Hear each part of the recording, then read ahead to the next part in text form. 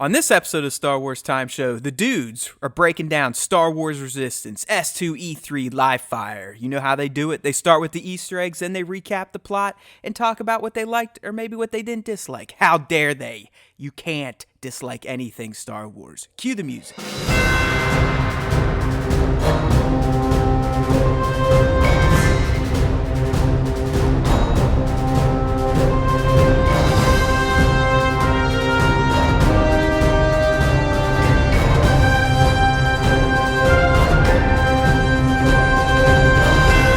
Hey now everyone, welcome back to a brand new episode of Star Wars Time Show, and as you heard, it's time to talk Star Wars Resistance. That's right, we just got the latest episode of the show's second and unfortunately final season dropped. It's S2E3 for those of you that like to keep score, and it was titled Live Fire. So as we do it, we're going to start with the Easter eggs, and don't get your hopes up because there weren't many of them. In fact, there were only two.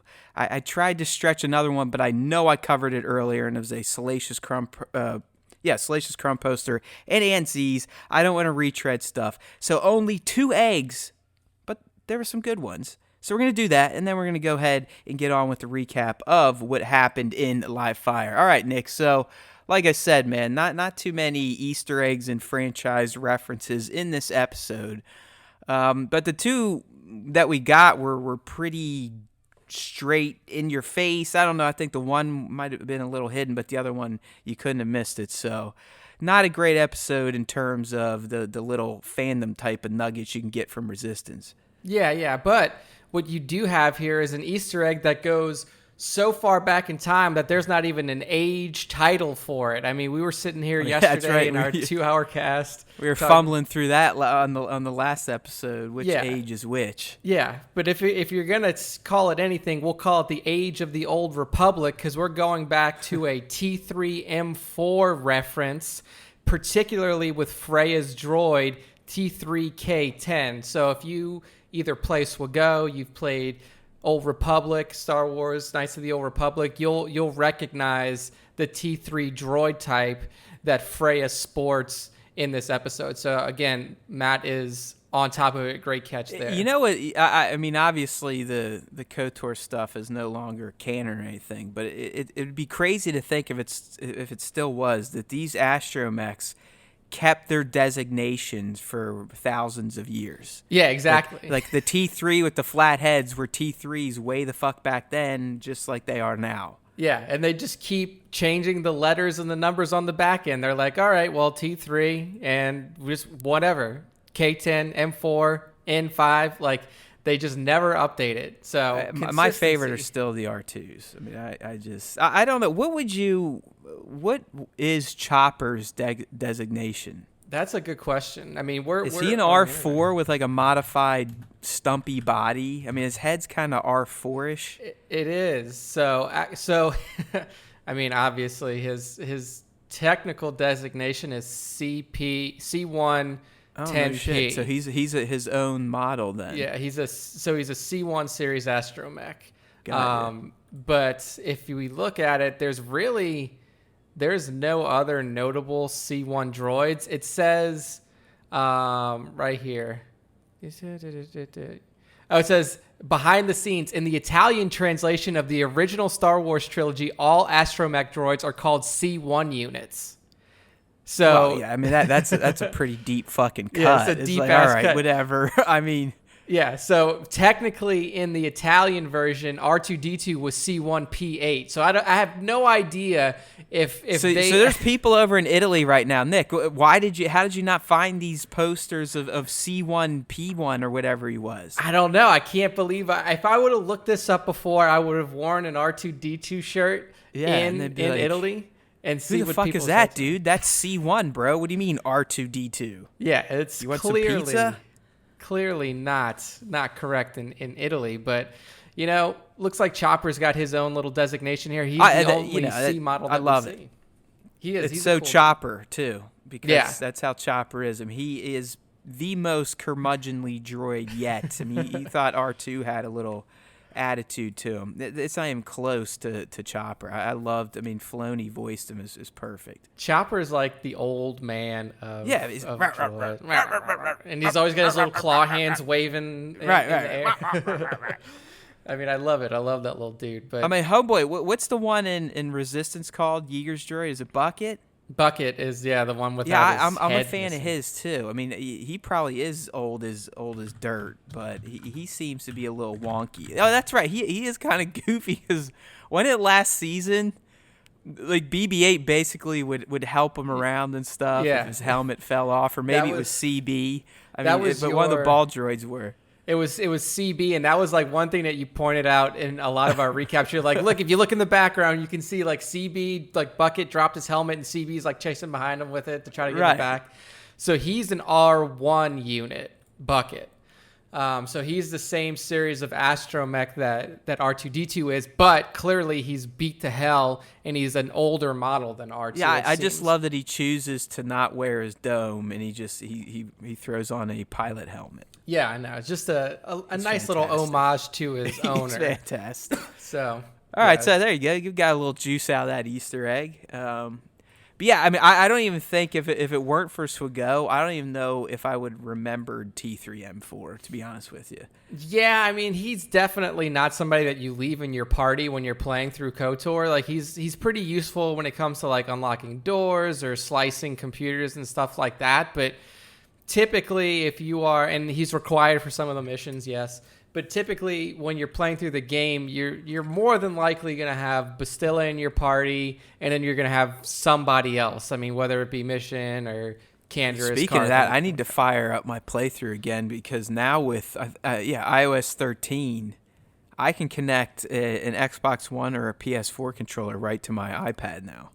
That is, yeah. So I mean that's just money right there. That's gonna be interesting. I think I could AirPlay it then right to my TV. Not that I couldn't have just played my damn disc on my Xbox One, but hey, whatever. Yeah. You're right. You got to own Star Wars games at least 3 or 4 times. Yeah, you got to have it through different channels, different devices. I'm sure it's on my iMac through Steam. When one of the summers during a Steam sale, I'm sure I bought the Star Wars bundle. Oh yeah, I have KOTOR through Steam bundle, and I have it on my phone. I've probably bought the Star Wars Steam bundle multiple times at this point. Just keep rebuying the same shit over and over. They just keep they'll add one game to it, and they're like, okay, well I guess I gotta get it again. Yeah, right. They're like, I can't get this game anyway else. Yeah. I have to do it. So I gotta get. All right, so. Back to the Easter eggs. And the final one here, like I said, my friends, it was pretty lacking in Easter eggs. And I always watch the episodes twice. This is the other thing that's kind of giving me a little bit of heartburn about Mandalorian. Is like, man, am I going to have to do the double rewatch like I do with Resistance? And honestly, I'll kind of peel the curtain back a little bit. One of the main reasons I do the second rewatch is so I can grab screenshots from my stream using PS View on my computer. Yeah, that's one of the reasons I watch it twice. So I'm not like, fuck, I'm going to have to watch an hour-long show twice to do this shit. Say, hey, I do it for you. I do it for the love of Star Wars, my friends. There's always time for Star Wars time, too. One watch with the kid, one watch without the kid. Yep, something like that. All right, so last but not least, though, dude, we learned, the episode kind of dealt with some pilot training on both sides, good side, bad side. But in particular on the bad side, we learned that the First Order uses straight-up T-85 X-Wing drones for training. So, I mean, that was a pretty clear reference to the ship that the New Republic and the Resistance uses. Yeah, and it's pretty clever on the First Order side, too, because if you're going to train, you might as well train against what you're going to be fighting against in the air. So no reason putting TIE fighters against TIE fighters, or training TIE pilots versus other people in TIE fighters, put them up against these ships. I wonder, I mean, granted, they probably commandeered them through capturing pilots during battle. Oh, but, dude, I'm sure they just pay for them. I mean, that's true. They pretty much set up in TLJ that weapons dealers don't give a fuck who they're selling it to, right? Yeah. I mean, that was the whole point of Canto Bite and DJ or whatever the hell. Yeah. So yeah, that's a good call. Yeah. So it's very interesting. Did you notice they had modified tails though? They kind of had like extra spoilers coming out of their afterburners, I believe. I'd have to go back and check it. I'm scrolling through the vid right now, your Easter egg video, and I think you captured a screenshot of it. But I didn't notice it upon first watch. But granted, I Yeah, am watching. check around like 124, 126 if you're looking at the Easter egg vid. You can kind of see extra spoilers, if you will, popping off the wings. I'm loading it up now. But yeah, okay, I see what you're talking about. Yeah, it's like, yeah, it is. It's like additional little You can line, get an like even little better X's. shot at 147. And if you're watching along at home, my friends, this would be in the Star Wars Resistance Easter egg breakdown for the episode, which is up on the site or on YouTube. But yeah, at the 147 mark, you can see it very clearly. I mean, who knows? Maybe the Resistance has never just deployed these, or if that's what happens when they're in autopilot mode. But Yeah, it I could thought be. that was It could interesting. be. I like their paint jobs too. I mean, Yeah, the I'm a blue and the huge fan. red. Like the one that you have at 140 in the video looks really cool. I mean, obviously it's a close-up shot, but I really like that blue, that like light blue color. Yeah, that was just like the example of, hey, this is what the T-85s look like, and here you have the First Order essentially using the exact model for training, which is ingenious, right? I mean, you might as well, as Nick said. Yeah, I mean, it's a good plan by the First Order. But like you mentioned, man, this is a pretty light Easter egg day. But then again, you know, kind of moving into the recap and review for this episode. This episode, we spent a lot of time in the air, so you weren't really, you know, on the ground too much. You weren't exploring a lot of different locations because, like you mentioned, this episode really focuses on the flight training, the combat training for the First Order pilots versus the Resistance pilots, the Colossus pilots, the Aces, and, you know, along with Yeager and Kaz. So it was a pretty interesting episode. Not too much going on. Definitely. Yeah, I'd say interesting is a good way to phrase it. It wasn't a very exciting episode. There wasn't a lot of tension, I would say. Yeah, but it is interesting. It's you can see what they're doing here in this second season. This is kind of what I mentioned in the recap. My review. They've created two plot threads, like main plot threads. You have the Tam side and obviously the Kaz side. In this episode in particular, really ran with mirroring the plots for the first time in terms of we're witnessing Tam train with her new squadron and Kaz training with his new squadron, because as we learn at the onset of the episode, Doza has made Yeager the Aces squadron leader and added Kaz to the squadron to kind of help them become better combat pilots. So both groups needed to learn how to be fighters in the air, but it was a cool dynamic in this episode of how they mirrored them but showed how different it is to train with the First Order versus the Resistance. Yeah, exactly. And, you know, even within the Resistance side of things, you kind of got I would say like a behind the scenes look at how the Empire used to do things through the former Imperial pilot that's on the Aces squad. Griff. You know, episode opens up, the Aces are all kind of feeling sorry for themselves, and Doza, like I said, comes in and makes the announcement. But yeah, Griff early on is like, listen up, people, we need to learn how to get better at combat, because these people, like the First Order or the Empire when I was in it, they will hunt you down and stamp you out. They don't care how small you are, insignificant. If you're against them, you will suffer. Exactly. And he said a little bit later too, you know, one of the things that Doza and that Kaz really harps on during the training is teamwork. Like, we have to work as a team. And again, Griff comes back after somebody says something to him. You know, I think it was Hype said. It's Hype. I mean, Hype kind of got a lead in this episode, which I mentioned I kind of appreciate, because a lot of times you're going to get typically Kaz and Niku on the good guy side, and clearly Tam. And it seems like Rucklin has become her companion on the bad side, but you don't always get kind of the tertiary characters. They're prominent characters, but they're not the main. So Hype kind of got the spotlight in this episode, and it started right at the beginning. And I will give Hype credit, and I can't believe we haven't come or stumbled upon this name for Kaz yet. But I really love the opening segment and just seeing Hype's reaction to Kaz being added to the aces, but when he calls them Kaz-tastrophe. Yeah. I was like, that really is too perfect for Kaz. I know, that is an excellent nickname. I mean, we've talked about his clumsy, like basically his personality played out in his actions so many different times and never came up with the term catastrophe. So that's all credit to the Star Wars Resistance writers there for pulling that one out. Well, that's probably why they're writing on a show and you and I are doing a podcast that like 10 people listen to. So. Exactly. It is what it is, right? You get what you pay for, people. That's why this shit's free.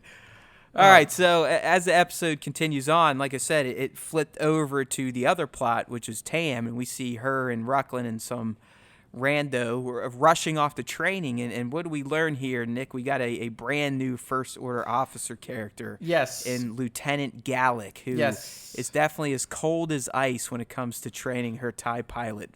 Yeah, she is definitely not like Agent Tierney in any way, who is looking, I wouldn't say to coddle Tam along her journey. She's purposely playing to Tam's emotions, as we discussed last week, for sure. Yeah. This Lieutenant Gallic gives no shits about Tam at all. Like she said, when you have, like, they talk about when you put this uniform on, and these particular pilots haven't even earned the right to wear the uniform. That's kind of how the First Order looks at it.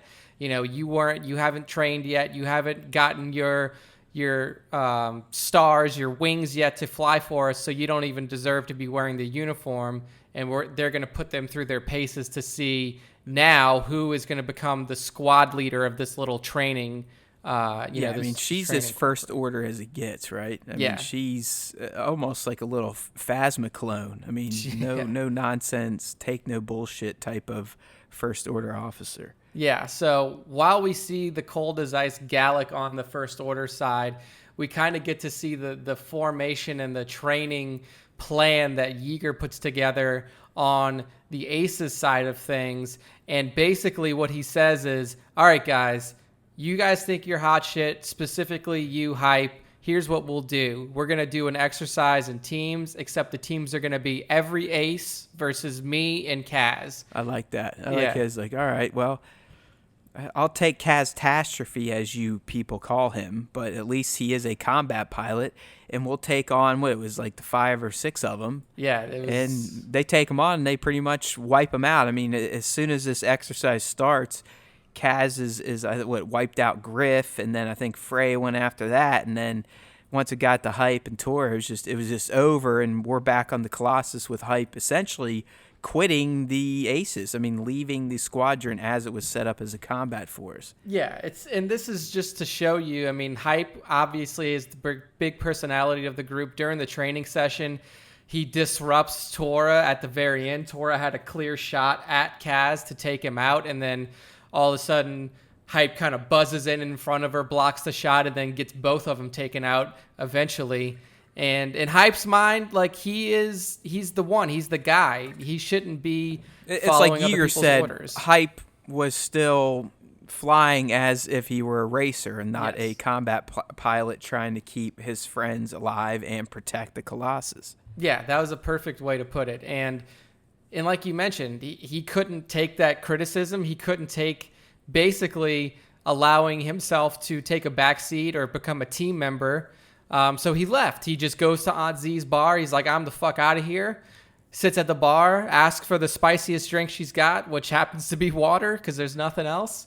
And then he has a little conversation with Kaz as Kaz kind of saunters over there. But it was very interesting to see how, not only the Aces reacted to the beating that they took at the hands of Kaz and Yeager, but how Hype handled it specifically. Oh yeah, I mean, Hype handled it like an asshole. I mean, literally, he basically stormed off and quit. Even when Kaz came in, like, hey man, what's up? He still is like, get the fuck away from me. See, when my thing starts twitching, that means I hate you. Yeah. So it wasn't until Tora came in and kind of talked him down. I mean, let's face it, Tora's probably the most skilled and well put together person in the Aces. I mean, she should probably be the leader.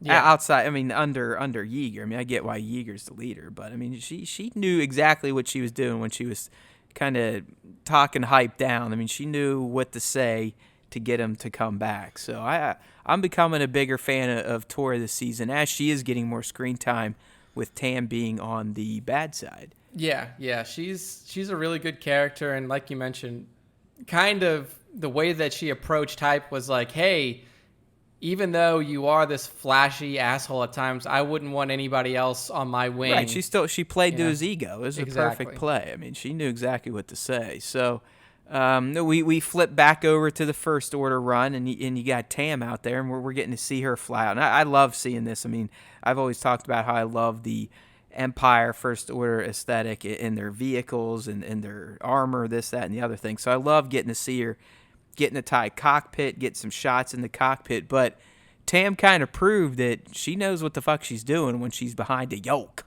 Yeah, exactly. And this little scene kind of gives you that juxtaposition, that First Order versus Resistance type of thing. The First Order, all about competition. Whoever kills the most drones gets squad leader. The Resistance is, we have to work as a team. If we don't work as a team, we all fail. So it's a really good mirroring, like you mentioned at the very beginning of the recap and review, of the two sides of the story here. Tam's side on the First Order, Kaz's side on the Resistance.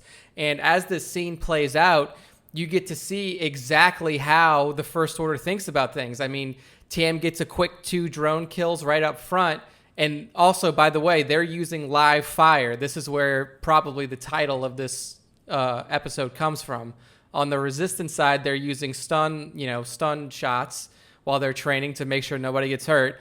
On the First Order side, live fire. You're blowing up these drones. If somebody gets in your way and you kill them, they're dead. That's their fault. So it was really cool to see that juxtaposition and see Tam finally, like you said, take her place behind the yoke of a ship and then perform excellently. Like she was kicking ass. I mean, as you said, the First Order's focus on competition is ultimately what cost her becoming squadron leader, because as they're doing this, dipshit Rucklin, like I still don't even know how he got bumped out or someone hit him or if he clipped something, but essentially he goes into a tailspin and his TIE is going to crash.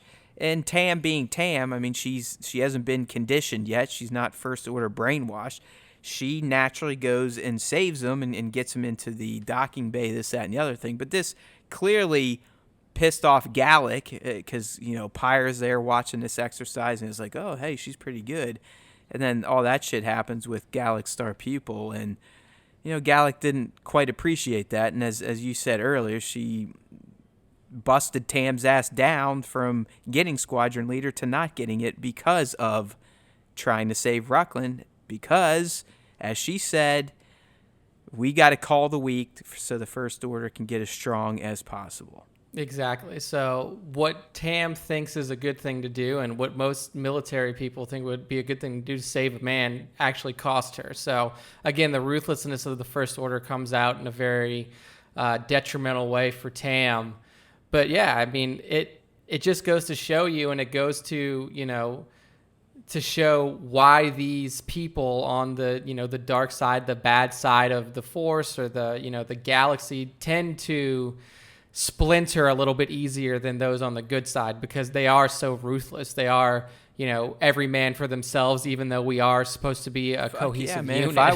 If I was Finn, I'd get my ass out of there too. The place sounds like it sucks, and we're seeing it through Tam's eyes. It does suck, especially if you're not kidnapped and brainwashed. Yeah. So I wouldn't want to be with the First Order if I wasn't brainwashed. No, absolutely not. I mean, it was a really cool scene to see, and like you said, Pyre and Gallic really laid into her, and that's not something she's used to, especially with Tierney kind of babying her along so far. So that was a really interesting scene on the First Order side, and then we switch back over to the Resistance side with a new lineup here, a new training exercise that now places everybody in squads of 2. So instead of having all of the aces versus Kaz and Yeager, you have everybody teamed up, and the teams end up being Kaz and Hype, Tora and Griff, and then you had Freya and God, I can't remember the other. I heard him called name. Bo. They might be, yeah. Okay, so Bo. So just go with Bo because Yeah. he hardly even is a background character. I mean, I think he got a line out in this episode, but that's did. I think the most he's spoken in 2 seasons. Yeah, so Freya and Bo, and then you kind of have Yeager overseeing everything. So they get on, and basically the way that it goes is, whoever the last surviving squad is, they're the winners. They're the ones who, win this exercise. Right. I love how Yeager, after Hype kind of finally came back after Tora gave him a little talking to, I do like how Yeager made Kaz his squad leader. Yeah. Because he knew the friction between the two, and he really wanted those gentlemen or dude and alien to kind of work out their problems in this mission. Yeah, and now Kaz has to not only rein in Hype, who he knows is kind of a hothead, but Hype has to learn to work with somebody who is more skilled than him in a live kind of combat exercise. So it was a really good pairing on that side. And right off the bat, Kaz and Hype get ambushed by Tora and Griff. But the whole exercise is kind of thrown for a loop when the way that you put it is actually good, because I was struggling to think of how to fucking identify this thing, but it's like a manta, like a giant white manta ray whale shark. Yeah, that's what just manta fucking, whale shark, something like that. Just fucking flying through the air, shows up out of nowhere. This is not part of the exercise, so now everybody legitimately has to work together to try to, save themselves from this giant thing that showed up. Yeah, and this thing isn't going away, by the way. It's if you watch the clip today, if you follow us on StarWarsTime.net, our socials, Instagram, Twitter, Facebook, the new clips come out every Wednesday, so I threw it up there, and they're going right back to that planet and dealing with this big-ass thing. So, it comes in, and it grabs Yeager, which kind of makes Kaz the de facto squad leader, but even he, his brain's fritzing out. So who comes in and saves the day with an idea? Well, it's the guy that's kind of been the stick in the mud the whole time, Hype, right? I mean, Hype finally takes charge, realizes that he's got to work with his, as they call them, wingmates, to enact this plan to take out this manta whale shark thing that basically is carrying Yeager away as if it were a mother eagle bringing back breakfast for its babies. Yeah, so the plan's pretty straightforward. If you're watching the episode, you notice that throughout their combat exercises on the Resistance side, they're flying in and out of these giant ice pillars. So they're kind of using them for cover, ducking in and out, and it kind of makes the combat dynamic because it's, there are things in the field and people can use them in their maneuvers. So instead of using it in a maneuver, what Hype says is, let's blast one of these things down and make it fall on this giant manta ray so it releases Yeager's ship, and then we can all get away in turn. And, Hype organizes the aces and Kaz and blasts the ice pillar, and then bam, plan goes as is. And like you say, Matt, Miller time. Damn straight, Miller time. Everyone, you got to know what Miller time means. I don't think a lot of people do. It's time to sit down. It's time to have a brewski. Yeah, it's Miller time. Mission complete. What movie was that from, though? Oh, Jesus. I believe it's Ghostbusters.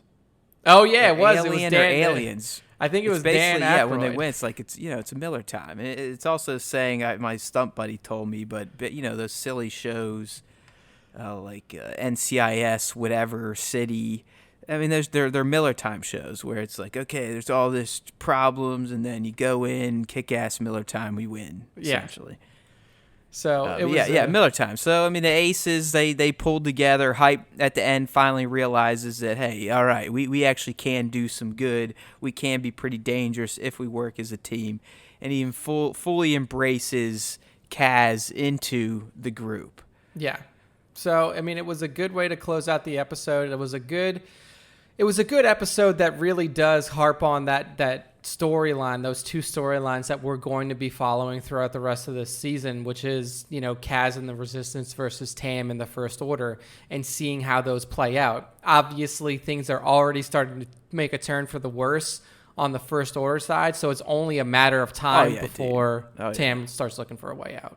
I'm with you. At one point in time, I thought maybe Tam would go full nuts, but you can see they're planting the seeds that she's realizing. I think deep down, she already regrets her decision to just blindly trust this imposing military force just because they told her they're doing the right thing because they're keeping people safe. Yeah, exactly. So, a solid episode, not really anything that's going to further the plot, not really action-packed either, but it is a good one that sets up furthering the storyline on the First Order side. So, I mean, I think the review score that you gave it was fitting, a 6.5 out of 10.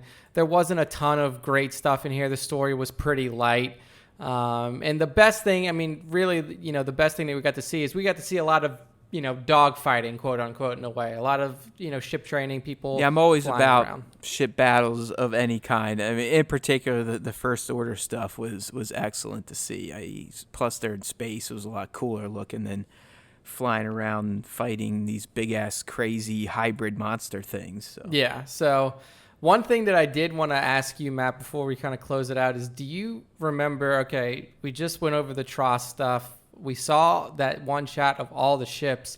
Do you think that the Colossus is somewhere in there? Because I didn't really fucking A, dude. Look to Great notice. point. Yeah, I mean, you would think it should be. I mean, it's a giant circle, so like I'm looking around. I'm looking at some of the shots. There's a lot of circular. I mean, circle. Ships on It's there. like a huge fucking Sphere. tire spike, or like a railroad spike. I mean, that's really what the Colossus looks like. Okay, It's yeah, fucking huge. So I want to re-examine those images and see if I can find the Colossus. Yeah, because I mean, this season I still just goes up through the end of The Last Jedi, I believe. I don't know if it's gonna maybe have a little would that be a prologue, if you will, that kind of leads us through that year right up to the events of Tross. But hell, man, if the Ghost can make it, you would hope the Colossus gets there, unless they have plans to blow it up at some point in time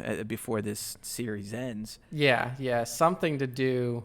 Something. But yeah, has to that's happen to it. interesting thought there.